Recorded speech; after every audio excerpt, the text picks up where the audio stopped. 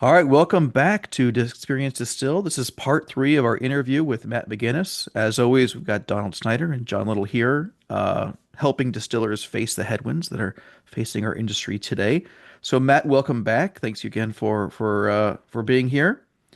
This is going to be a Thank you tough for having me. conversation today. We're talking about direct to consumer, online platforms, how Big Thirst is helping craft distillers, how people are able to expand their reach into new markets without actually getting a new distributor, taking advantage of some high net worth individuals who like to buy online, get those high dollar retail sales, get that big, when you're selling an Average average 100, check. the what? Yeah, get the average check up. That's right. Yeah, that's right. So all of those things are incredibly beneficial to craft distillers, but it's not without risk, right? So Matt, what are some of the risks and what do distillers need to know when they get into a direct to consumer program? Yeah, first and foremost, direct to consumer is not legal in most states. It's only a handful of states where you can ship direct to consumer from your distillery to a consumer. So what we are doing at Big Thirst is we're working within the three-tier system where our clients are selling to a distributor, following the exact same laws as if you're selling to on-premise, off-premise. So that's first and foremost. So we see distilleries that are, in not DTC states and they're trying to set it up and do it themselves. Don't do that. You can figure out how to set up your own store. You might be technically savvy and figure out how to do it and ship it yourself. Don't do it. DTC laws are only in a few states, and it's you know, so what we do within the three-tier system is our clients sell to a distributor who then sells to one of our licensed retailers. And we work with licensed retailers in several states. Those retailers then pack and ship for us.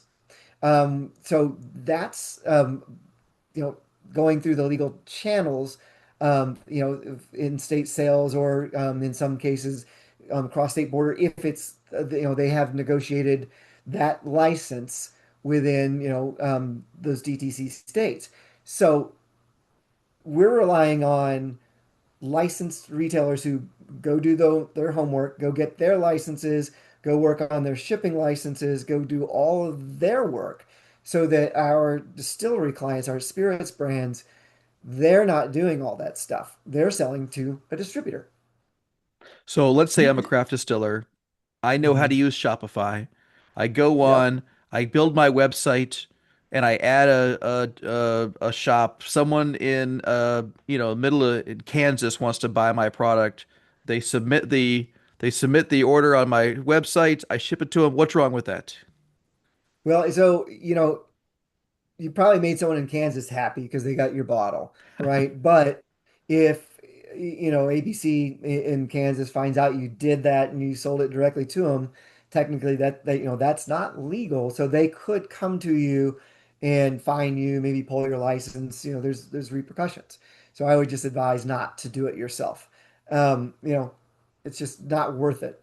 And even if you're in a DTC state, we have a lot of clients in DTC states who come to us because it's expensive to do it yourself. It's a lot of work.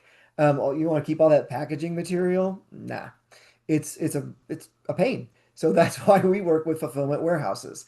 Takes all that work off you anyway, and we do all the tech for you. We do all the management. We do all the software. We do all the customer service. We do, all those things that, why would you want to do that? You're there to make it. We're there to make it go easily to the customer.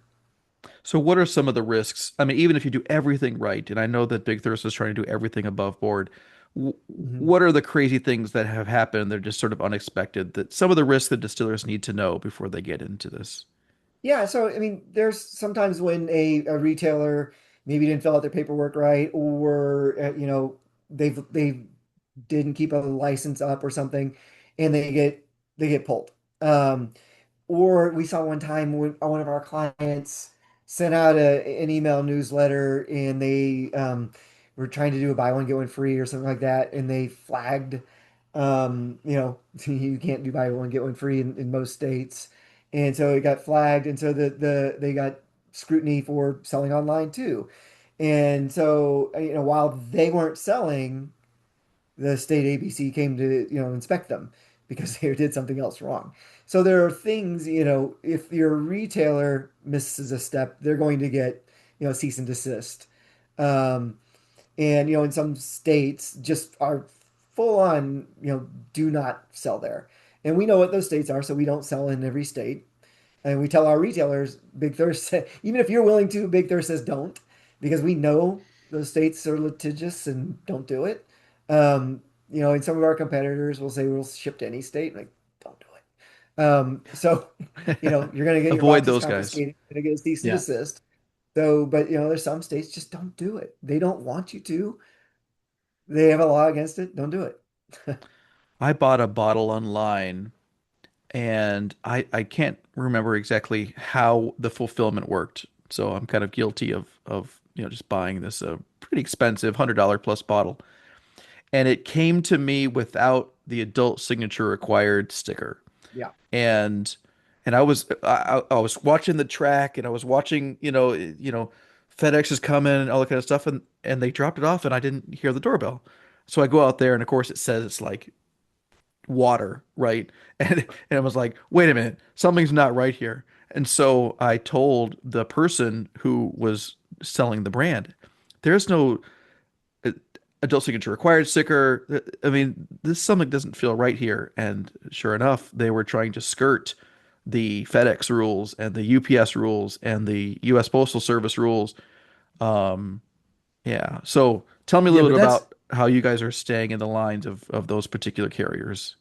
that's also a little It's bit like, to before Matt gets in there, any good, just as a reminder, any good business owner should like we all want to make money, but none of that is worth the risk of doing business, um, you know, inappropriately. You always want to make sure that you're doing business the right way and doing your best to protect minors from getting the alcohol. It can't be understood. I know Matt agrees with that, but just oh, absolutely. as a general rule, yeah, people trying to skirt the law is just a is a people trying to figure out how to do business is one thing. People trying to purposely skirt the law is a dangerous thing to do, as we all know. So, Yeah, I agree. So the retailers we work with all, carry licenses and they all, we have an agreement in place with them that they will abide by the laws, that they operate by the law and that each of them uses the 21 and up sticker.